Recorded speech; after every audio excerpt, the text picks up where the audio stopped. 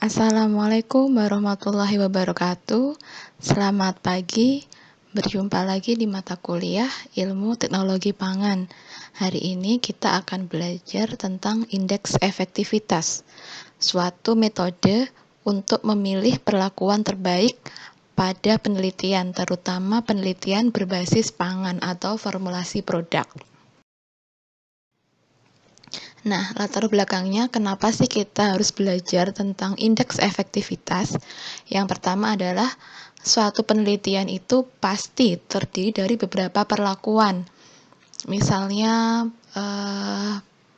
pengaruh pemberian gula kemarin ya terhadap kemanisan nata de coco. Nah, pasti ada perlakuannya 8%, 9%, 12%. Itu disebut perlakuan. Nanti biasanya diberi kode P0, P1, P2, seperti itu.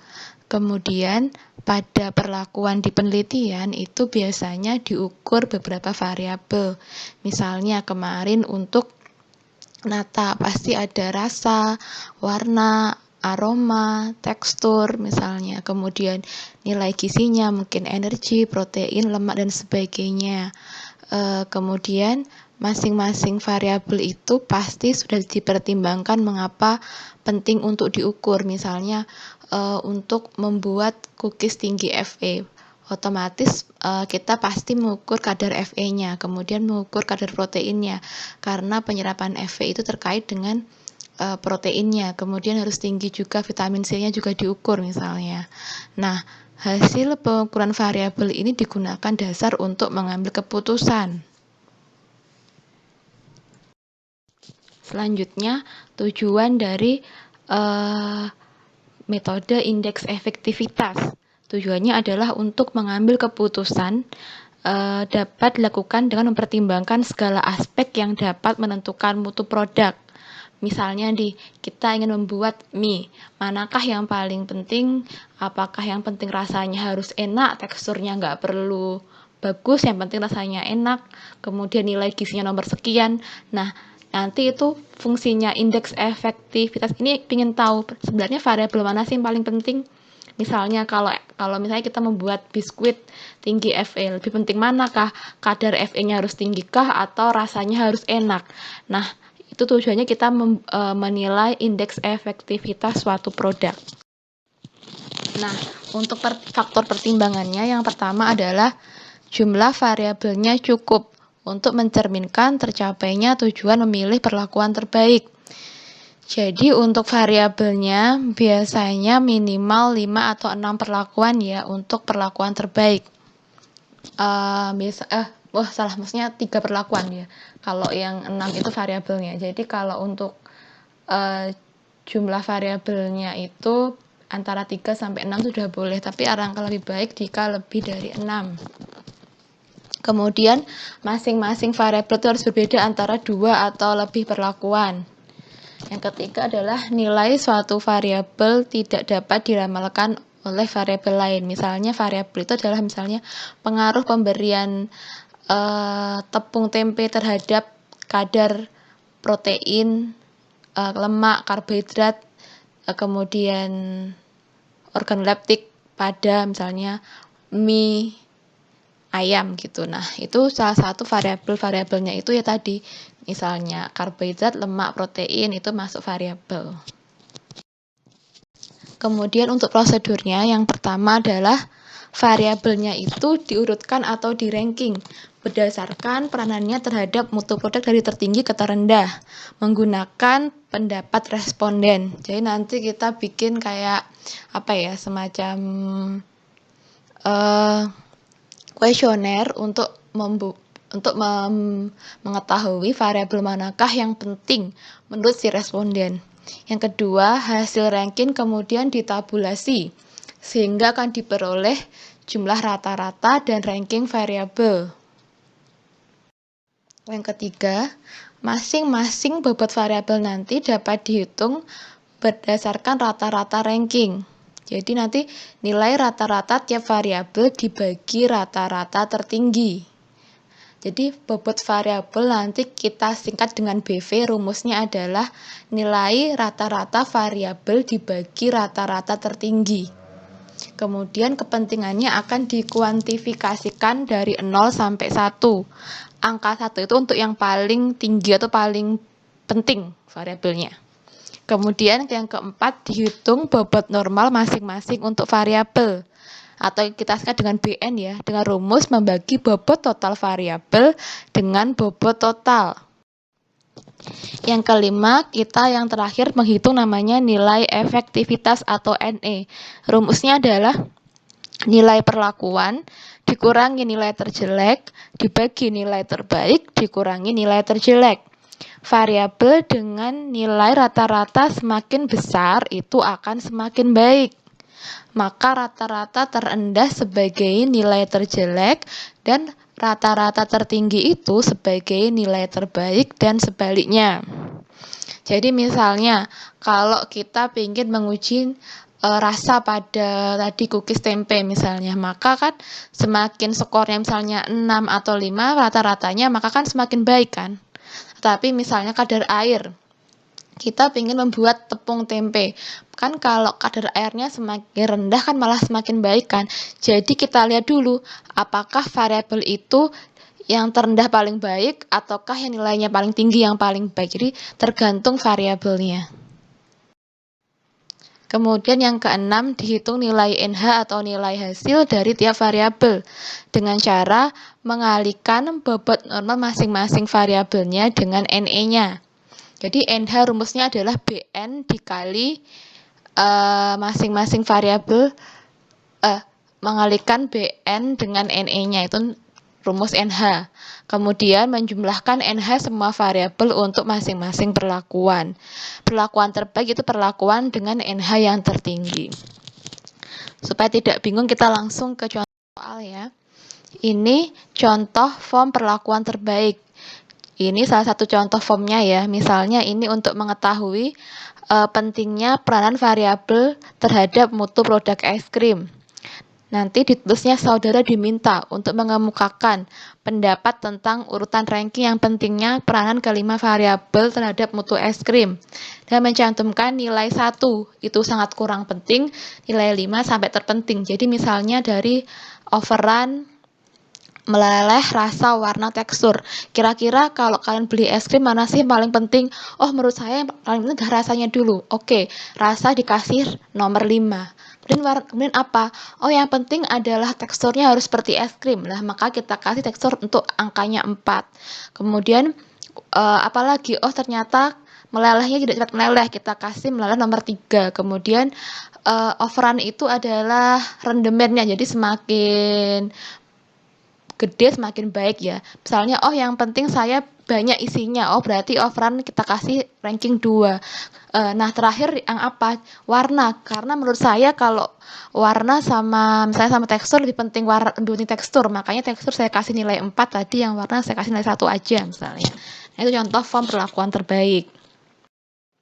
Nah, ini salah satu contoh mutu es krim tadi dari data penelitinya ya. Yang pertama yaitu kecepatan meleleh. Ini menit per 100 gram. Jadi misalnya dalam 66 menit 100 gram yang meleleh. Ini 81 menit. Nah, paling bagus ya yang paling lama meleleh. Kita kasih warna hijau yang paling tidak gampang meleleh dan warna pink yang paling gampang meleleh.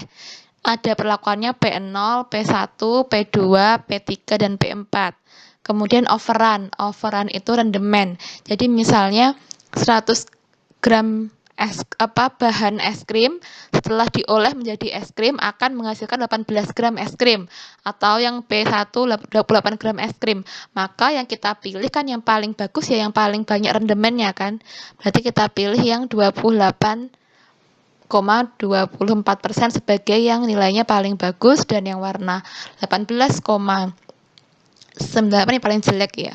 Kemudian yang ketiga yaitu flavor atau rasa. Nah, ini kan rata-ratanya ya. Ini pakai uji hedonic scale test. Maka kalau semakin tinggi skornya otomatis dia semakin suka kan. Kita kasih warna hijaunya yang P3 tertinggi, yang paling rendah yang P0. Sama dengan yang warna dan tekstur caranya sama ya. Setelah kita kita berikan warna biar kita mudah untuk menghitungnya. Lanjut ke Ini contoh tabulasinya. Jadi ini tabulasi orang-orang responden yang menilai produknya. Jadi misalnya ini ada meleleh, overrun, rasa. Jadi menurut responden pertama yang paling penting adalah rasa, tapi menurut responden kedua yang paling penting adalah rasa juga. Oh ternyata warna sama tekstur mempunyai peringkat yang sama gitu misalnya. Selanjutnya, setelah ditabulasi, misalnya ada 30 orang responden nih ya, kemudian kita bikin tabel tabulasi sampai 30 orang. Kemudian dijumlahkan berapakah jumlah masing-masing variabelnya mulai dari rasa, warna, tekstur, overrun, dan kecepatan meleleh. Kemudian di rata-rata. Jadi ada 30 responden, 73 dibagi 30 sama dengan 2,43, 69 dibagi 30 sama dengan 2,30. Dan terusnya sampai ke variabel tekstur. Kemudian kita rata-rata rankingnya, manakah tertinggi? Nah, yang tertinggi berarti kan yang rasa ya, rasa adalah 4,07. Kemudian baru ke tekstur 3,07, dan yang terakhir adalah overrun atau 2,30. Nah, setelah itu selanjutnya apa? Selanjutnya kita hitung bobot variabelnya. Bagaimanakah rumus dari bobot variabel? Jadi bobot variabel atau BV rumusnya adalah rata-rata dari variabel dibagi dengan rata-rata tertinggi. Jadi tadi kan tertingginya rata-ratanya adalah rasa 4,07. Berarti untuk menghitung BV dari kecepatan meleleh adalah 2,43 dibagi 4,07 sama dengan 2,43. Untuk menghitung overrun adalah 2,30 dibagi 4,07 sampai sama dengan 0,573. Rumus ini diulangi sampai ke variabel yang mutu organoleptik ke tekstur. Begitu sampai selanjutnya. Seperti ini. Kan sudah kita rubah ya, ada rasa, tekstur, warna, kecepatan meleleh, dan overrun. Nah, kita sekarang menghitung namanya BN atau bobot normal. Rumusnya adalah bobot variabel dibagi bobot total variabel. Jadi untuk menghitung BN adalah bobot variabel 1 dibagi bobot total 3,589. Jadi BN-nya adalah 0,278. Begitu juga dengan tekstur sampai overrun. Kemudian kita menghitung NE dan NH-nya tiap perlakuan, dimulai dari P0. NE adalah nilai efektivitas. Rumusnya nilai perlakuan. Nilai perlakuannya berapa? Kita lihat di sini. Oh, NE nilai perlakuannya 66,25 dikurangi nilai terjelek. Nilai terjeleknya berapa? 66,25. Berarti 66,25 dibagi 66,25 kan 0. 0 dibagi nilai terbaiknya 116,52 dikurangi nilai terjeleknya 66,52. Jadi 0 dibagi 116,52 dikurangi 66,25. Jadinya nilainya 0. Kemudian NH-nya cara hitungnya adalah bobot normal NH adalah bobot normal dikali nilai efektivitas atau BN kali NE. Jadi untuk menghitung NH adalah BN 0,278 kali NE, yaitu 0. Nah, kita coba yang tekstur ya. Rumusnya NE. NE nilai perlakuan. Nilai perlakuannya berapa? Tekstur yang P0. Tekstur yang P0. Mana tekstur? Ini. 6,33. 6,33 dikurangi nilai terjeleknya berapa? Oh, yang warnanya pink. 6,33 dikurangi 5,97 dibagi nilai terbaiknya berapa? 6,33 dikurangi 5,97. Hasilnya adalah 1. Nah, rumusnya NH adalah bobot normal Bobot normal berapa? Bobot normalnya 0,21 dikali nilai efektivitas atau N. Jadi BV dikali BN. 0,21 dikali 1 sama dengan 0,21. Begitu juga seterusnya. Silahkan nanti coba dihitung yang tabel ini.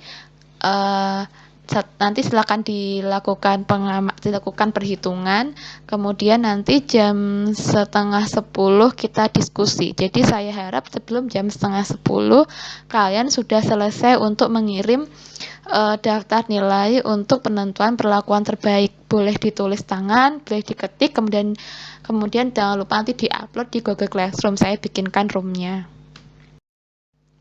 Nah, terakhir silahkan kita tugas kelompok ya, ini untuk praktikumnya. Jadi carilah jurnal hasil penelitian di bidang pangan, terutama pengolahan produk yang ada P0, P1, P2, P3 dengan minimal 5 variabel dependen atau variabel terikat. Apa itu variabel terikat? Misalnya pengaruh penambahan susu terhadap mutu produk yogurt, yaitu misalnya nilai gizinya, energi, protein, lemak, kemudian rasa, warna, itu berarti sudah 5 variabel ya. Kemudian lakukan penentuan perlakuan terbaik dengan tadi menggunakan metode indeks efektivitas. Kemudian jangan lupa buat formulir pemilihan urutan rankingnya. Jadi silakan buat formulirnya, disesuaikan ya variabelnya apa saja. Kemudian lakukan survei dengan teman yang lainnya, minimal 10 responden. Boleh kakak tingkat yang kalian suruh menulis, boleh teman satu angkatan, terserah ya, minimal 10 responden. Kemudian lakukan pengolahan data dan sajikan data hasil uji indeks efektivitas.